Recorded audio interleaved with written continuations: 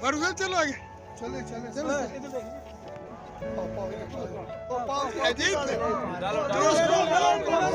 मुबारक जनाब।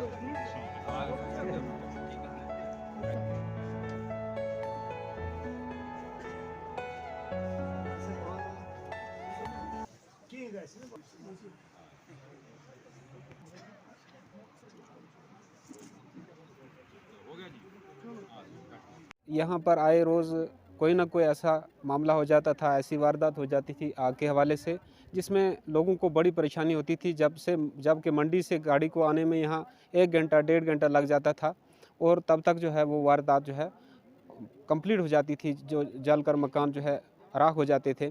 तो आज हमारे जो नुमाइंदे हैं ब्लॉक लोरन के डीडीसी जो हमारे रियाज नाज साहब, उनकी काविशों से जो आज लोरन को ये तोहफ़ा मिला।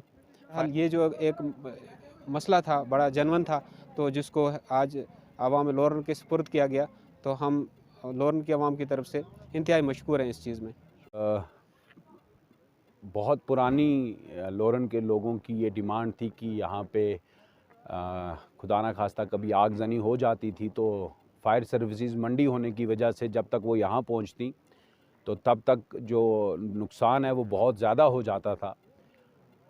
इसी वजह से लोरन के अवाम की ये थी कि हमें एक फ़ायर सर्विसेज की गाड़ी जो है वो लोरन में ला के दी जाए।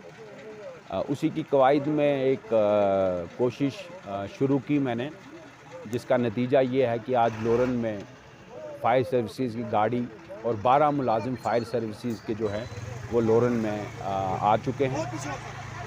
इसके लिए मैं यूटी एडमिनिस्ट्रेशन, एलजी साहब का, डीजीपी साहब का, एडीजीपी डायरेक्टर फ़ायर सर्विसेज का और आईजी जम्मू मुकेश सिंह जी का अपने दिल की अमीर गहराइयों से शुक्रिया अदा करता हूं कि जिन्होंने मेरी बात सुनी और सुनने के बाद बहुत ही जल्द, बहुत ही कम समय में, बहुत ही कम वक्त में यहाँ के लिए गाड़ी जो है वो मंजूर करके रख दी है।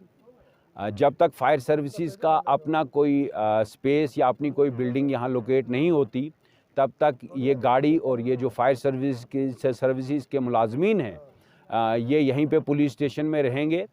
और बहुत जल्द हमारी कोशिश रहेगी कि फ़ायर सर्विसेज की अपनी बिल्डिंग, चाहे वो कोई जगह आइडेंटिफाई करके हो जाए या किसी और की बिल्डिंग जो है वो रेंट पे लेके जो है वो यहाँ पे हमेशा के लिए फ़ायर सर्विसेज का जो है वो यहाँ पे तैनात करके रखें।